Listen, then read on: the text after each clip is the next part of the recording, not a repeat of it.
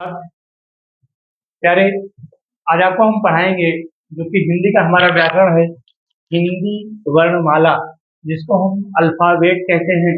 हिंदी वर्णमाला या फिर फोनोलॉजी को हम कहते हैं वर्ण विचार। फोनोलॉजी का हिंदी है वर्ण विचार और हिंदी वर्णमाला अल्फाबेट। अल्फाबेट के नाम से हम जानते हैं मेरे प्यारे।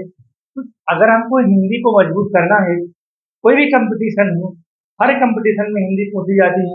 अगर हमको हिंदी को कंप्लीट करना है तो जो हमारा बेसिक है वर्णमाला, जहाँ से हमारा हिंदी स्टार्ट होता है, वर्णमाला से हिंदी हमारा स्टार्ट होता है व्याकरण, तो वहां से हमको पढ़ना पड़ेगा मेरे प्यारे। सबसे पहले हम वर्णमाला का अर्थ जानते हैं। वर्णमाला की परिभाषा क्या है? वर्णमाला वर्णमाला वर्णमाला को हम 5 से लेकर के 8 9 10 तक पढ़ते चले आए हैं, लेकिन आज तक हम वर्णमाला को आप वर्णमाला को नहीं समझ पाए हैं। तो वर्णमाला, वर्ण का मतलब होता है अक्षर, वर्ण का मतलब होता है अक्षर, और माला का मतलब होता है वर्णों की माला। मेरे प्यारे यहाँ ध्यान दीजिएगा। इसे मान लीजिए हमारा एक गोला है, ठीक है, क्या है? गोला है। तो इसको हमें माला मान लें या हम गोला ही मान लेते हैं, और यहाँ पर मैंने अक्षर को बैठा दिया। एक अक्षर, दो अक्षर, क ख ग घ अंगा चे छ ज झ झ। इस प्रकार से जो हमारी अब माला बनती है इसको हम कहते हैं वर्णमाला, या फिर अक्षरों के क्रमबद्ध समूह को। मेरे प्यारे ध्यान देना, अक्षरों के क्रमबद्ध समूह को, अक्षरों के क्रमबद्ध समूह को हम वर्णमाला कहते हैं, ठीक है। या फिर वर्णों का क्रमबद्ध समूह या फिर अक्षरों का क्रमबद्ध समूह। अक्षर या वर्ण एक ही है। अक्षर का मतलब होता है जिसका कभी नाश न हो। वर्ण, वर्णों की माला। मेरी बात इसको ध्यान दीजिएगा। वर्णमाला का अर्थ वर्णों का क्रमबद्ध समूह। लिखा मेरे प्यारे, वर्णों का क्रमबद्ध समूह। ये क्या है?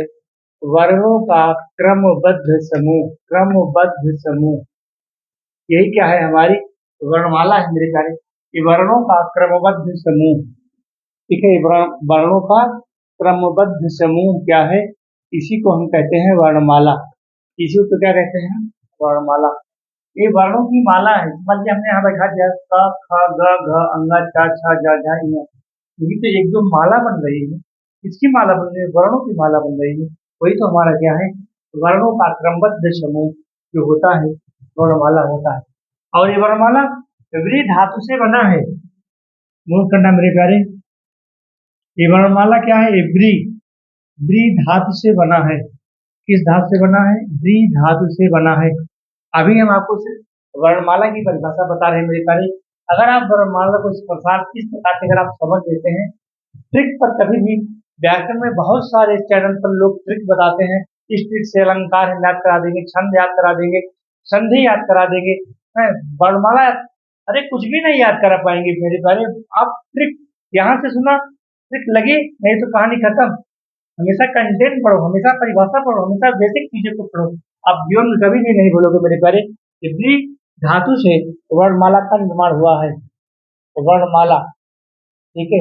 ये वर्णमाला का क्या है? निर्माण। वर्णमाला का निर्माण किससे? व्री धातु से हुआ। व्री, व्री धातु से हुआ। व्री, ये क्या है? धातु। धातु क्या है? क्रिया का सबसे छोटा रूप है मेरे प्यारे। है धातु क्या है? ये क्रिया का सबसे छोटा रूप है। क्या? धातु। इसको नोट करना, क्रिया का सबसे छोटा रूप। अभी हम आपको वर्णमाला की परिभाषा बता रहे हैं। क्रिया का सबसे छोटा रूप, सबसे छोटा रूप।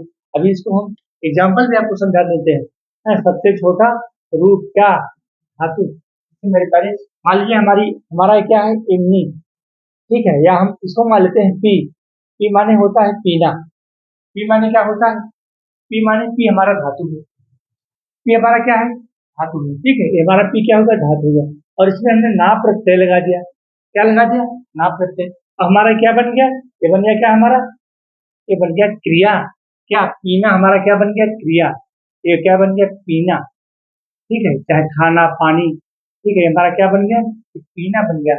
और पीना बन गया। पीना हमारी क्या बन गई? क्रिया। और पी हमारी क्या है? ये धातु है। ये हमारी क्या है? धातु। तो क्रिया का सबसे छोटा रूप अगर हम इसको पूरा ले लेते हैं तो हमारा ये बन गया क्रिया। वर्ग जिसको कहते हैं वर्ग। और ये हमारा क्या है? ये हमारा हो गया क्या? धातु हो गया। तो धातु का, क्रिया का सबसे छोटा रूप क्या होता है मेरे प्यारे? क्रिया का सबसे छोटा रूप होता है धातु। ठीक है, इस प्रकार से हम। और दूसरी चीज जो हमारा तीसरा कंटेंट है, वर्ण उस मूल ध्वनि को कहते हैं जिसके टुकड़े या खंड नहीं किए जा सकते। तीसरा कंटेंट देखते हैं वर्ण में। वर्ण वर्ण उस वर्ण उस मूल ध्वनि, अभी मूल ध्वनि आपको हम बताते हैं मेरे प्यारे क्या होता है मूल ध्वनि। वर्ण उस मूल ध्वनि को वर्ण उस मूल ध्वनि को कहते हैं वर्ण उस मूल ध्वनि को कहते हैं जिनके जिनके जिनके टुकड़े नहीं किए जा सकते, टुकड़े या खंड। ठीक है, टुकड़े या खंड, जिनके टुकड़े या खंड, जिनके टुकड़े या खंड वर्ण उस मूल ध्वनि को कहते हैं जिनके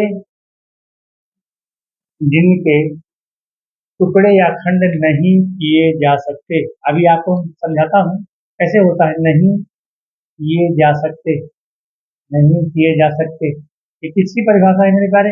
एक वर्णमाला की परिभाषा है, हिंदी वर्ण की परिभाषा है, नहीं किए जाते, नहीं किए जा सकते, नहीं किए जा सकते। ये क्या हो गया? ये हमारी वर्णमाला की परिभाषा हो गई।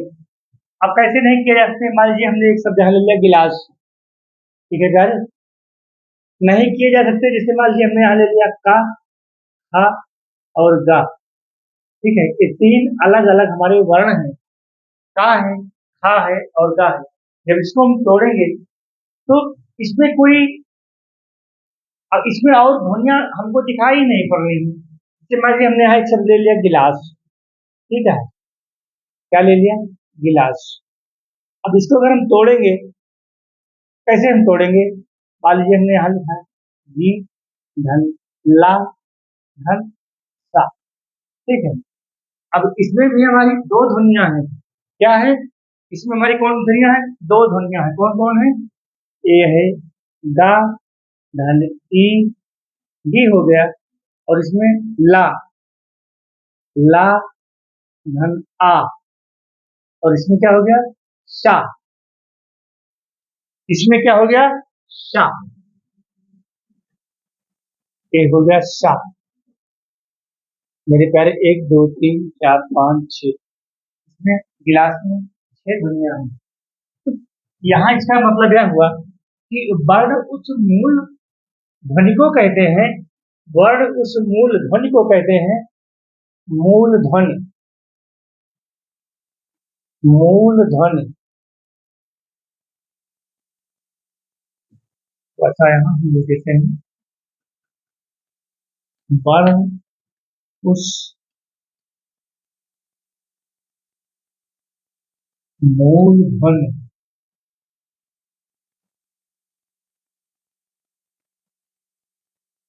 वर्ण उस मूल ध्वनि को कहते हैं जिनके टुकड़े या खंड नहीं किए जा सकते।